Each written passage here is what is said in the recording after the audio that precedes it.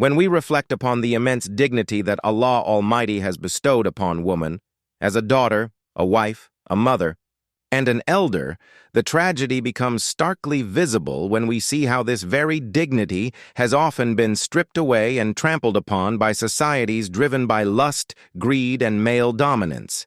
Woman, who was created as a source of mercy, comfort, and honor, has too frequently been reduced to an object of amusement, displayed not for her worth as a human being, but for the shallow pleasure of influential men intoxicated with power. History is filled with examples where kings, emperors, and rulers, instead of treating women as partners in dignity, gathered them in palaces and courts as entertainers, singers, dancers, or concubines.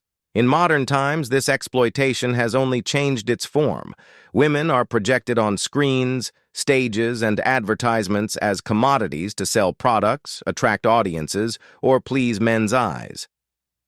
The tragedy is not her fault, for she was dignified by Allah, but rather the fault of a world that sees her through the lens of desire and material gain, rather than through the divine command of respect and protection.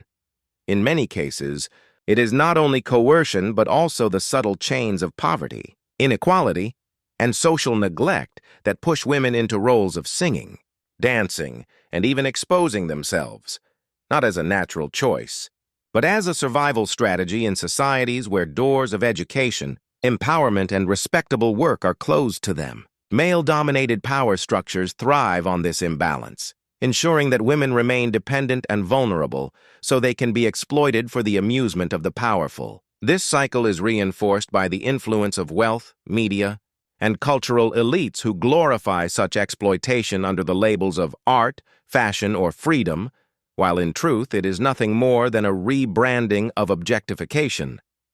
Society cheers when a woman is reduced to the stage or the screen, but remains silent when she is denied education, inheritance, and dignity.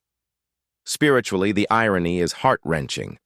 Allah raised her station to such heights that paradise was placed beneath her feet as a mother, yet worldly societies drag her down to the marketplace as a product to be consumed. The Prophet Muhammad, peace and blessings be upon him, commanded men to honor and protect women, declaring that the best of men are those who are best to their wives. Yet the very opposite is often practiced when women are exploited as mere ornaments or instruments of pleasure. This double standard between divine revelation and human corruption reveals the moral decay of those who exploit and the weakness of a society that tolerates such degradation. Deeper reason lies in man's misuse of authority. Instead of seeing leadership as responsibility and protection, many men see it as license and domination. Wealth and influence blind them to justice, making them think women exist for their amusement. But in truth, every man will be accountable before Allah for how he treated the women under his care, his wife, his daughter, his sister, his mother, or any woman whose dignity he either protected or violated.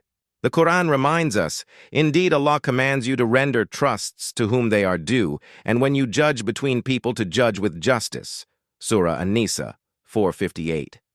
Woman is a trust from Allah, and failing to protect her dignity is betrayal of that trust.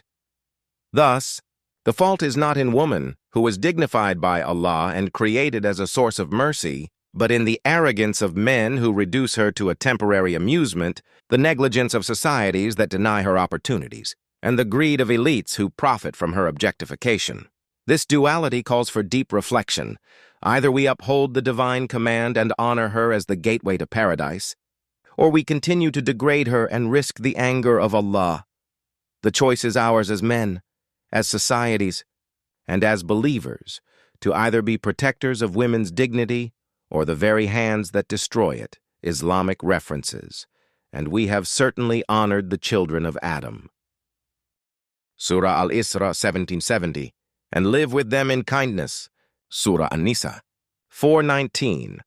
The Prophet, peace be upon him, said, "The best of you are those who are best to their wives." Tirmidhi. He also said, "Paradise lies under the feet of mothers." An-Nasai, Ahmad.